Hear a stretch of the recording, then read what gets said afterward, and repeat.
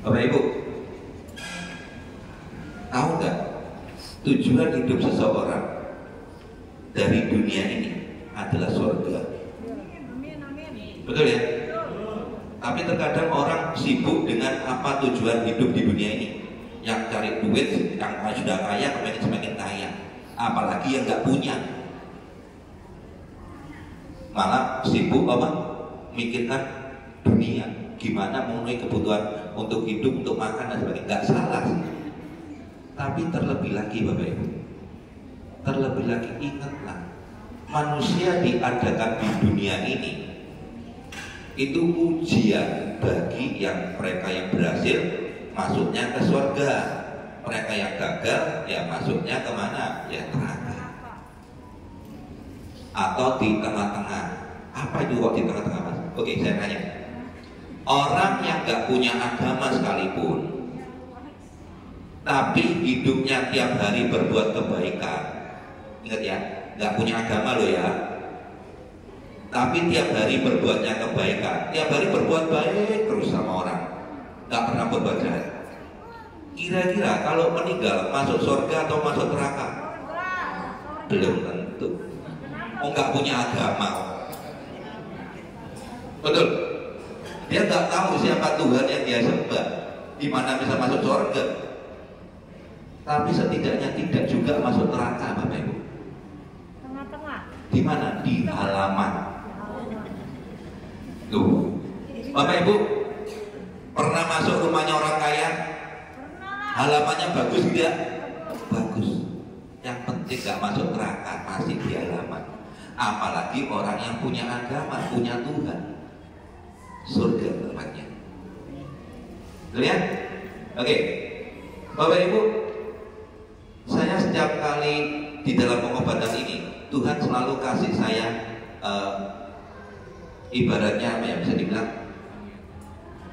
komunikasi atau apa segala macam, dan saya bisa ngomong seperti ini dari pagi sampai malam nonstop. Makanya banyak orang bilang kayak pidato. Loh, pidato kan baterai, betul? Kayak opo lagi mau ceramah, mau khotbah atau apa, loh, itu kan ada bahan. Ini nggak perlu bahan. Tuhan mau ngomong apa saya sampaikan. Ya. Bagaimana orang itu bisa peka dengan suara Tuhan? Dari hal kecil, bro. Dari hal kecil. Ada suara di hatimu, suatu melakukan kebaikan, Bapak Ibu lakukan. Begitu Bapak Ibu peka, lama-lama akan ditambahkan. Tapi kalau Bapak Ibu dari hal kecil aja nggak peka, contoh ya, ini nggak boleh gini nih, ini harusnya gini, ini harusnya gini. Tapi Bapak Ibu nggak lakukan, akhirnya ya udah lama-lama hilang. Tapi kalau sudah diatur seperti ini kan kelihatan lebih bagus, betul ya? Nah, dari hal kecil ini tiba-tiba ada lagi, nah itu lama-lama Bapak Ibu akan peka. Simpel sih. Jadi suatu kebaikan yang ditanamkan dalam hati Bapak Ibu, begitu Bapak Ibu lakukan, lambat laun Bapak Ibu akan peka dengar suara Tuhan. Simpel. Apalagi dibarengi dengan doa, tanya sama Tuhan, Tuhan maumu apa atas hidupku? Apa yang bisa aku berikan untuk menyenangkan hatimu? Itu. Oke. Saya yakin di ruangan ini atau di dunia ini tidak ada satupun yang bisa jawab pertanyaan yang keluar dari mulut saya. Saya yakin. Bapak Ibu ya, saya yakin di ruangan ini atau di dunia itu termasuk yang nonton, tidak ada yang bisa menjawab pertanyaan yang keluar dari mulut saya. Tentunya kalau pertanyaan dari manusia pasti ada jawabannya, betul nggak? Tapi kalau pertanyaan itu dari Tuhan, saya yakin tidak ada manusia satupun yang bisa menjawab. Mau tahu pertanyaannya? Mau. Saya kasih hadiah bagi yang bisa jawabnya. Minta apapun saya berikan, apapun. Kenapa kok saya berani apapun? Karena saya yakin nggak ada satupun yang bisa jawab. Ya. Pertanyaannya, berapa tabunganmu di akhirat? Belum tahu. Coba dilihat baca-baca yang bingung, baca-baca yang senyum. Coba dilihat, coba dilihat baca-baca yang tersenyum. Belum tahu, Pak. Belum tahu. Kalau kata-kata seperti ini tidak ada satupun yang bisa jawab, tentunya ini bukan dari seorang manusia. Ibu, ya? Jawabannya angka atau kata-kata. Ya, saya tanya dijawab berapa? Mau 1M, 2M, 3M, mau bentuk dolar, mau bentuk apa? Ya. Berapa Bapak Ibu? Gak ada, ya. Makanya Bapak Ibu, jangan pusingin masalah dunia, masalah akhirat juga ikut dipikirin, ya. Jadi selama ini master jangankan masalah akhirat, masalah dunia aja, untuk makan aja susah. Nggak apa-apa, kamu di dunia ini untuk mungkin makan aja susah. Yang pasti kamu nggak akan kelaparan kok, masih bisa makan walaupun susah. Tapi di akhirat nanti kamu akan perlu makanan. Amin. Ya, nggak akan susah. Makanya harus dipikirin juga akhiratnya. Ya. Jadi gini Bapak Ibu, kenapa pertanyaan ini muncul? Waktu itu ada orang yang mau meninggal, dia seorang pimpinan perusahaan besar. Jadi dia karyawan itu mungkin ribuan di bawahnya, kena stroke. Terus habis itu dokter bilang dia operasi 2 jam meninggal. Kenyataannya hidup Bapak Ibu. Dia cerita ke saya. Begitu dia cerita ke saya, tiba-tiba pertanyaan ini muncul. Tanyakan ke dia, berapa tabunganmu di akhirat? Kalau andai kata saya tanya berapa tabunganmu di dunia, dia bisa tunjukkan rekeningnya berapa M, berapa puluh M, atau berapa ratus M mungkin. Betul nggak? Tapi kalau saya tanyakan berapa tabunganmu di akhirat, dan dia bilang, Pak, usianya udah sepuh Bapak, Pak. Dia bilang, dia sebut agamanya, dan dia bilang, saya masih belum punya apa-apa di akhirat. Tuh, sih, di dunia dia boleh sebagai pimpinan tertinggi. Di akhirat dia bilang apa? Pak, saya belum punya apa-apa. Ini Bapak Ibu jauh lebih penting dibanding nanti kesembuhan yang Bapak Ibu terima. Bapak Ibu akan pulang membawa suatu kata-kata ini diturunkan ke anak cucu, sehingga membuat anak cucu Bapak Ibu dan diri Bapak Ibu menjadi orang yang jauh lebih baik, menjadi suatu generasi yang punya akhlak yang jauh lebih baik dibanding pengobatan cuma sekali hari ini. Ingat, ya? Tuhan berbicara 20-30 tahun lagi orang lupa akan siapa kamu, tapi dia nggak akan lupa apa yang kamu ucapkan. Itu Bapak.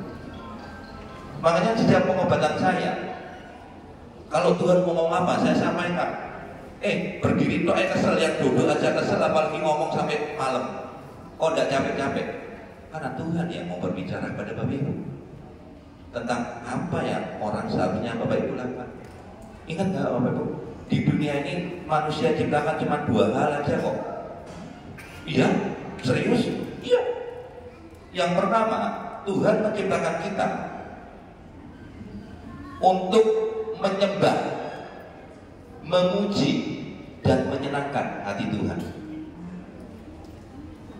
Yang kedua apa Master? Yang kedua, manusia diciptakan Tuhan untuk berbagi dengan sesamanya. Makanya jangan heran Bapak Ibu, kunci sukses atau ciri-ciri orang itu sukses atau orang yang sekarang sudah sukses adalah salah satunya dengan berbagi. Saya tidak pernah menjumpai orang-orang bisa kaya raya yang bertahan sampai mati. Ingat ya, bertahan sampai mati, bukan dulu yang pernah kaya terus bangkrut. Bertahan sampai mati. Kemarin saya ditanya sama satu orang, Master, dunia ini kayak roda berputar ya, kadang di atas, kadang di bawah. Oh iya, tapi saya kurang setuju dengan perkataan seperti itu. Kenapa Bapak Ibu? Dulu kita pernah di bawah, begitu kita sudah di atas dan kita mau tetap di atas, bagaimana caranya? Berbuatlah kebaikan bagi orang lain. Ingat Bapak Ibu, dunia mong titip titipan. Harta itu cuma titipan Tuhan. Ingat ya. Begitu Bapak Ibu bisa dipercaya, dititipin hartanya dari Tuhan, dan Bapak Ibu bisa kelola, sebagian dibagikan kepada orang-orang yang membutuhkan, otomatis harta itu tidak akan pernah berkurang, bahkan semakin bertambah. Ya, oke, boleh tepuk tangan, boleh. Ya. Jadi hartanya nggak akan berkurang, justru malah semakin bertambah. Ingat ya, Bapak Ibu sama dengan Bapak Ibu punya anak 11 ya, 11 itu India sini 11, yang 10 udah sukses semua, udah top pokoknya, pengusaha hebat, semuanya serba hebat, tapi cuma satu aja Bapak Ibu yang hidupnya masih susah. Kira-kira Bapak Ibu sebagai orang tua seneng apa masih mikir? Masih mikir. Padahal yang 10 loh udah sukses, 10-10-nya udah kaya raya, tapi cuma satu aja loh. Kok cuma satu toh? Yang gagal kan cuma satu, 10-nya sukses. 1 banding 10. Harusnya kan orang tuanya nggak usah mikir ya. Masih mikir nggak? Mikir. Aneh kan? Aneh kan? Padahal 10-nya udah sukses semua, tapi satu yang susah, orang tua masih mikir Bapak Ibu. Begitu juga dengan Tuhan Bapak Ibu. Jadi kenapa orang semakin kaya sekarang diperkaya lagi? Itu kenapa? Karena Tuhan gak salah nitipkan hartanya. Begitu dia menjadi kaya dan dia mau berbagi dengan sesamanya, Tuhan bilang apa? Bener aku nitipkan di anak ini. Kenapa? Karena dia mau bagikan harta saya ke orang-orang. Benar gak? Seperti ini sih, simpel kan? Bapak Ibu kalau mau tahu background saya, ya, 2004 sepeda motor harus saya jual untuk biaya lahiran anak nomor 3 saya. Jadi saya motor aja nggak punya. Kerja harus pinjam sepeda pacarnya mertua, yang biasa dipakai pembantunya ke pasar kalau pagi. Jadi pagi pembantunya ke pasar pakai federal kuning itu ya, sepeda pacar hotel. Nah, jam 8 pagi saya pakai untuk kerja, saya modal. Anak udah 3 Bapak. Berarti orang kiri kan? Kiri, motor aja nggak punya. Dan kenapa saya bisa sampai hari ini ada? Gak usah sepeda pacal satu yang pinjam mertua, pabrik sepeda pun saya bisa bikin hari ini. Kenapa? Karena saya pelajarin bagaimana kunci sukses itu bagaimana. Minimal Bapak Ibu kalau sekarang master boro-boro master ngasih orang lain buat makan aja susah. Dengerin, gak usah jauh-jauh dulu. Senangkan dulu orang tuamu. Senangkan dulu orang tuamu, dari kamu bisa hidup senang. Oke, ada lagi yang ngomong, Master, jangankan ngasih orang tua, buat makan aja susah. Dengerin, orang tuamu besarin kamu sampai hari ini, nggak nunggu kaya baru bisa ngasih makan kamu. Ingat gak? Orang tuamu sintayong, bapak tak sogese baru tak kayak mangan yo. Gak pernah Bapak Ibu.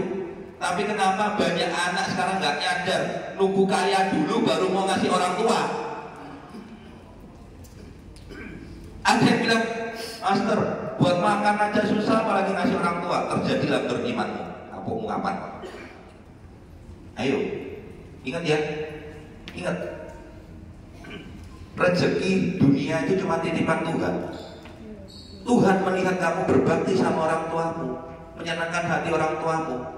Orang tuamu berdoa sama Tuhan, berkati anakku Tuhan. Tuhan mendengar.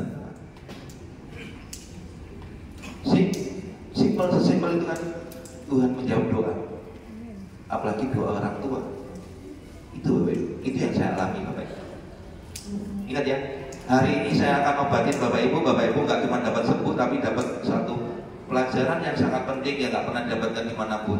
Bapak Ibu pulang berubah menjadi orang yang jauh lebih baik, menjadi orang yang jauh lebih bahagia. Ya, oke, kita mulai ya.